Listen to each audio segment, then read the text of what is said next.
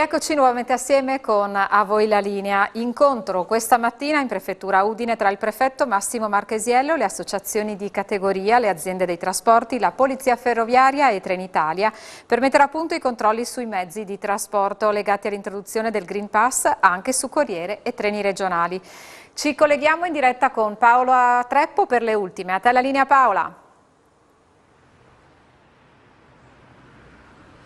Sì, Monica, buongiorno ai nostri telespettatori. Siamo all'esterno del Palazzo del Governo del capoluogo friulano, dove da poco si è concluso il secondo incontro di quelli che sono i due che si sono tenuti nelle ultime 24 ore per cercare di fare un po' di chiarezza tra le forze dell'ordine e l'associazione di categoria sul controllo sia del Green Pass, chiamiamolo normale, che del Super Green Pass.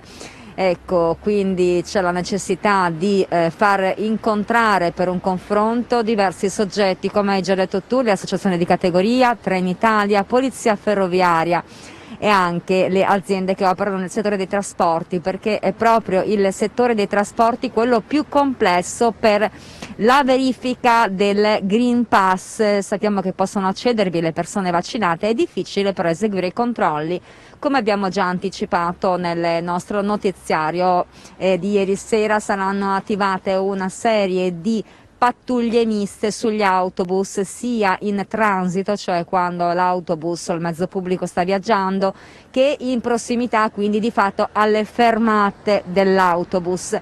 La cosiddetta pattuglia mista, a cui siamo abituati, che siamo abituati a sentire più per il controllo transfrontaliero che prevede la presenza dei militari, in questo caso invece si compone di forze dell'ordine, quindi può essere polizia, carabinieri, guardia di finanza, insieme a quelli che sono i controllori normalmente presenti all'interno dei mezzi. Ecco, la tematica, come dicevo, è abbastanza delicata e ha richiesto sia un incontro ieri, sempre in prefettura, nel pomeriggio, coordinato dal prefetto Massimo Marchesiello, cui hanno preso parte anche il sindaco di Udine Pietro Fontanini, l'assessore alla sicurezza Alessandro Ciani, il comandante della polizia locale di Udine Longo e anche il questore, oltre alle altre forze dell'ordine. Si è trattato anche di un incontro importante per fare il punto su quello che saranno i controlli da eseguire su tutto il territorio dell'ex provincia di Udine, in particolare nei paesi laddove non vi sia un presidio fisso di forza dell'ordine. Nel nostro caso, nella provincia di Udine, si tratta naturalmente dei carabinieri, delle stazioni dei carabinieri.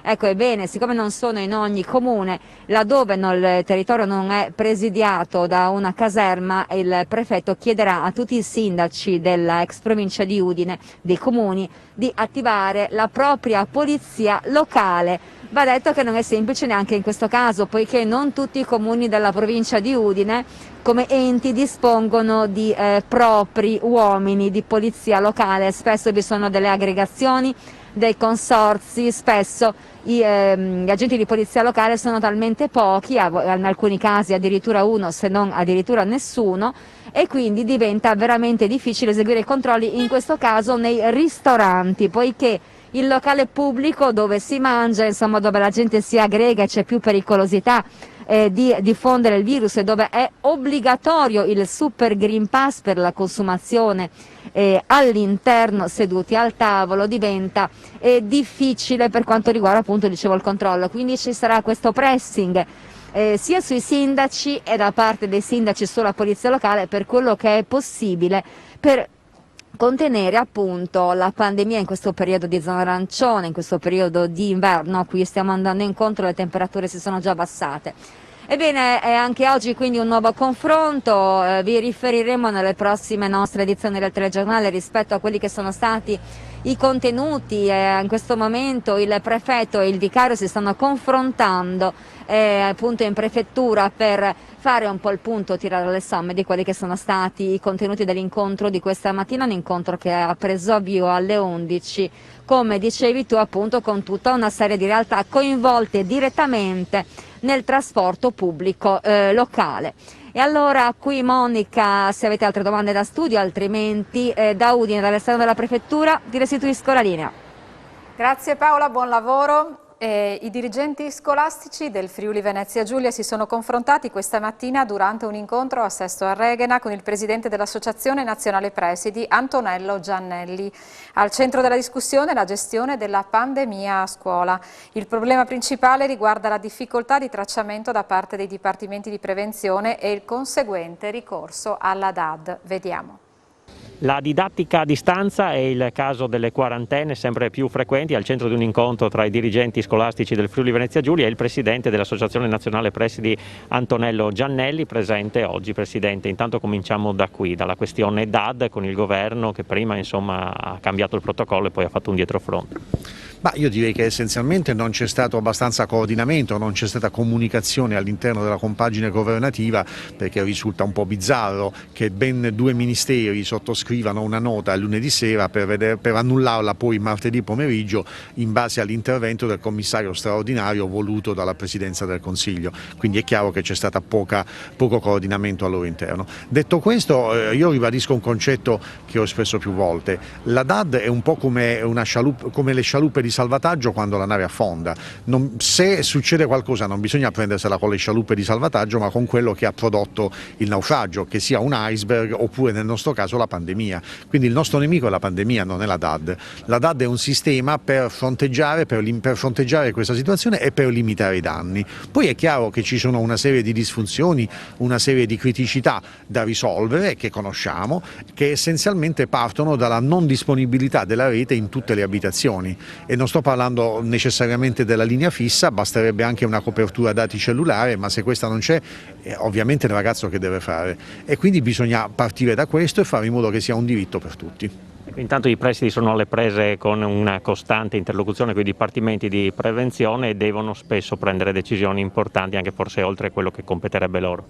Ma su questo infatti noi abbiamo denunciato essenzialmente la latitanza, devo dire, delle ASL, non di tutte, non voglio generalizzare, però molte ASL e molti dipartimenti di prevenzione non sono stati in grado di dialogare efficacemente con le scuole e di garantire la tempistica veloce necessaria per effettuare i tamponi previsti dal protocollo. Questo protocollo, il protocollo del 3 novembre per intendersi, può funzionare per ridurre il numero di giorni in DAD a patto che le ASL siano molto efficienti, molto tempestive nel compiere le loro azioni, altrimenti il sistema va in tilt.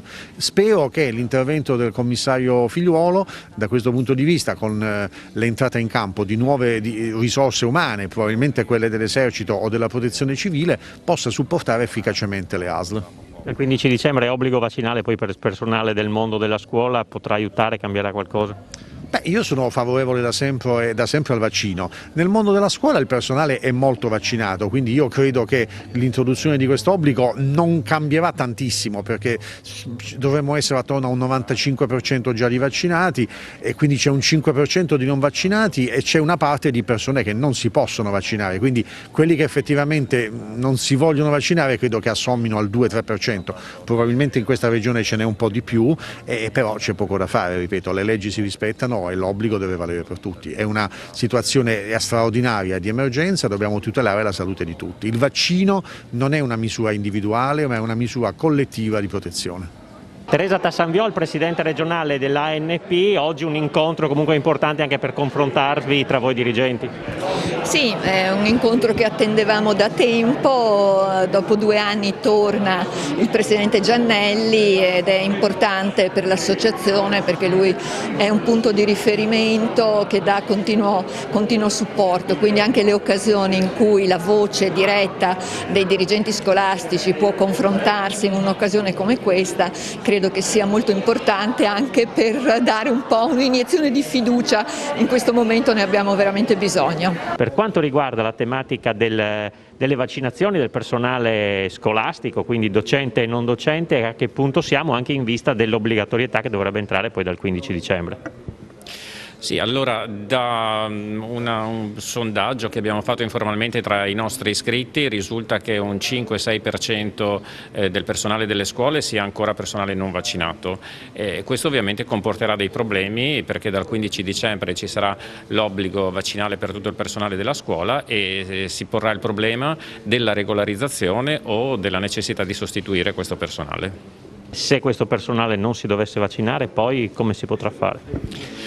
Se il personale non si vaccina viene sospeso dal servizio e naturalmente bisognerà ricorrere a dei supplenti, cosa non semplice perché sappiamo che già in questo momento abbiamo difficoltà a reperire personale tra il personale docente e la cosa si fa ancora più difficile se pensiamo al personale amministrativo che ha delle competenze specifiche sugli argomenti insomma, che deve trattare.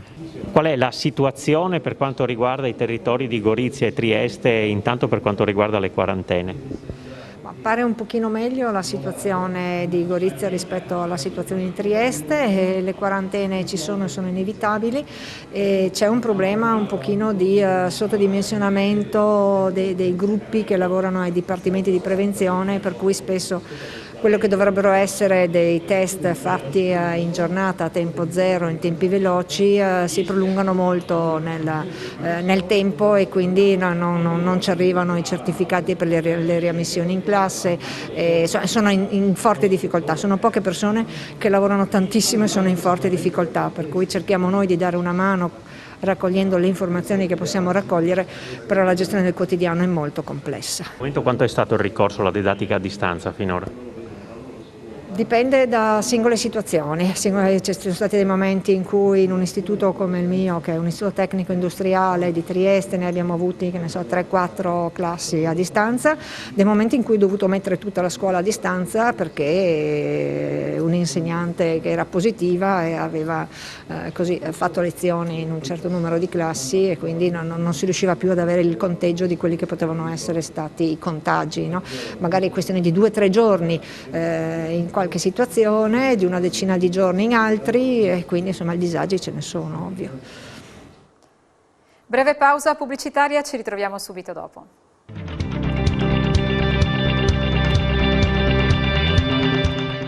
Bentornati per la seconda parte di A voi la linea. È stata inaugurata ieri la mostra Tra cielo e terra, i meravigliosi ricami delle orsoline, organizzata dai Musei Provinciali di Gorizia nella sede di Borgo Castello. La mostra, che rimarrà aperta fino al 30 settembre 2022, fa da apripista alla programmazione culturale goriziana e regionale in vista di Gorizia, capitale europea della cultura 2025. Vediamo.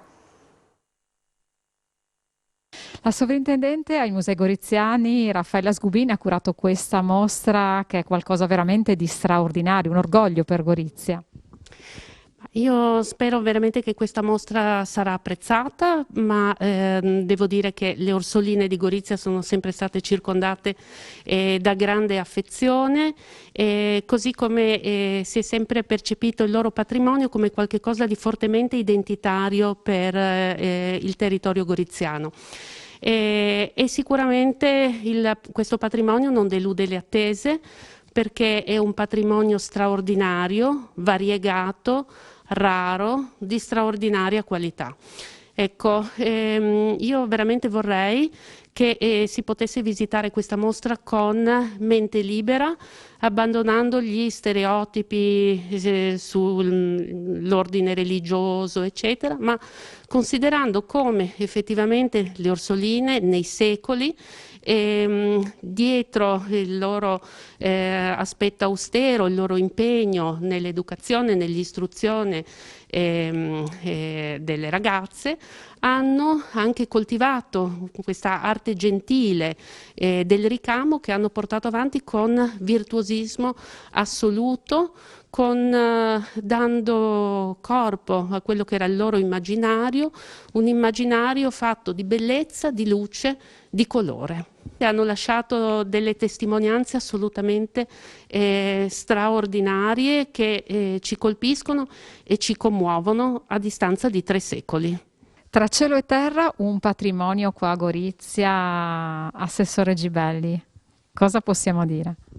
Possiamo dire che bisogna vederlo per capire, perché pur avendo avuto in diversi momenti negli ultimi 3 anni notizie del passaggio di questo tesoro, delle problematiche connesse, eccetera, eccetera, eccetera, e ovviamente finché non si vede non si capisce di che entità sia questo tesoro, sia per il valore estrinseco, perché i filati sono d'oro e d'argento vero, ma per il valore intrinseco, perché ciascuno di questi pezzi esposti è un'opera d'arte che ha richiesto mesi, se non anni di lavoro. In alcuni casi sono talmente pesanti questi paramenti che hanno dovuto essere messi in mostra stesi e non appesi. È veramente una cosa da lasciare a bocca aperta. Consiglio davvero a tutti di venire a vedere, se no non riuscirete a capire di cosa stiamo parlando. Infatti si tratta di un tesoro che ripercorre la storia dei 350 anni delle Orsoline qua a Gorizia. Ma mi ha spiegato Raffaella Sgubin di ERPAC, che si occupa dei musei di Gorizia e delle mostre, che le Orsoline di Gorizia non erano solo di Gorizia, ma in realtà venivano da tutte le città più importanti, dall'Austria e dai paesi dell'est. E quindi era un centro di aggregazione importante per le Orsoline, che era mitteleuropeo sostanzialmente. Io le conoscevo come educatrici, credo tutti che pensiamo alle Orsoline come educatrici, e invece erano anche, come dire, sapevano lavorare con l'ingegno e con le mani. È veramente arte applicata. Tutto è iniziato con il dono di 5 tovaglie ricamate a Punto Antico alla chiesa parrocchiale. A realizzarle furono un gruppo di donne di Paularo che poi, appoggiate dal sindaco e dalla regione, hanno fondato l'ecomuseo Mans d'Aur, Mani d'Oro, dedicato al recupero del ricamo ma anche al ruolo fondamentale della donna. Questa è la loro storia, sentiamola. Questo museo è nato diversi anni fa, 5 anni fa per l'esattezza, ma la storia risale a molto indietro. Diciamo che con il comune, visto che il ricamo paularo stava sparendo, ha pensato bene di creare dei corsi in maniera di invogliare le donne a riprendere il discorso ricamo che spariva proprio. Hanno chiamato me perché ero l'unica che lavorava con passione, diciamo, e hanno chiamato me ad insegnare l'arte del ricamo. Diciamo che io sono autodidatta, io ho imparato a ricamare guardando mia madre che si sedeva sul tavolo sotto il lampadario per ricamare, quindi pensi gli occhi a che punto erano.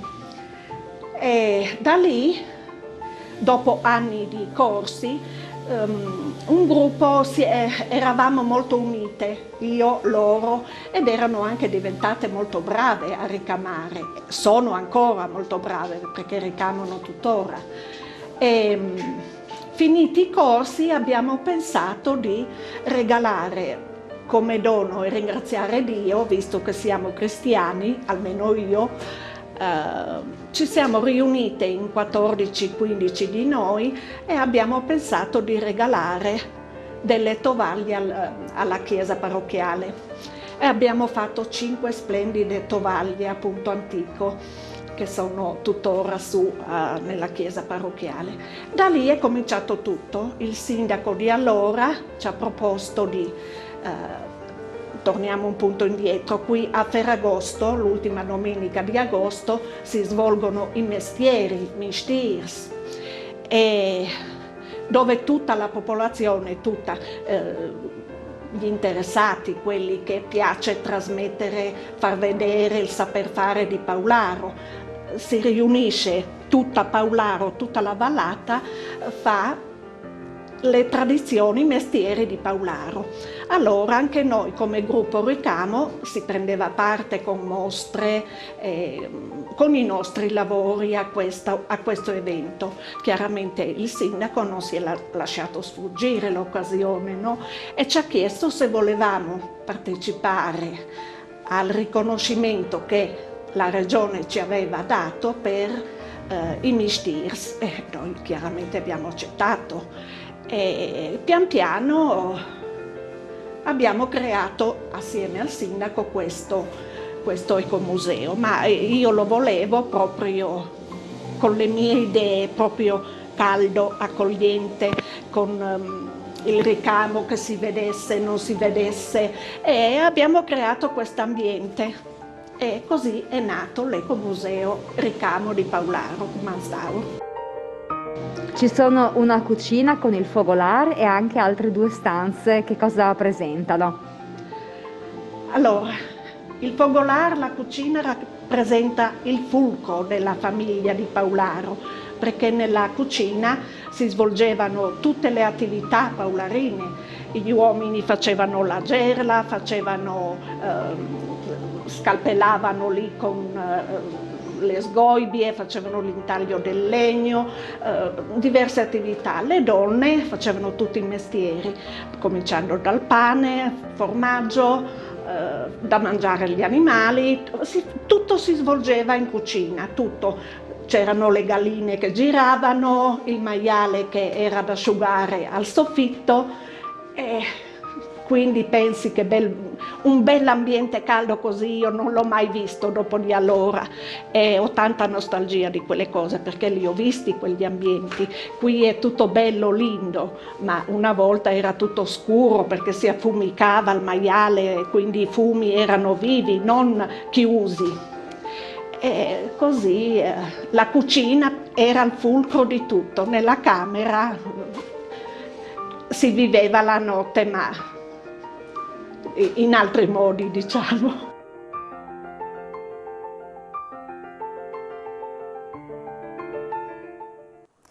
E anche per oggi è tutto, io vi ringrazio per essere stati con noi e vi auguro un buon pomeriggio.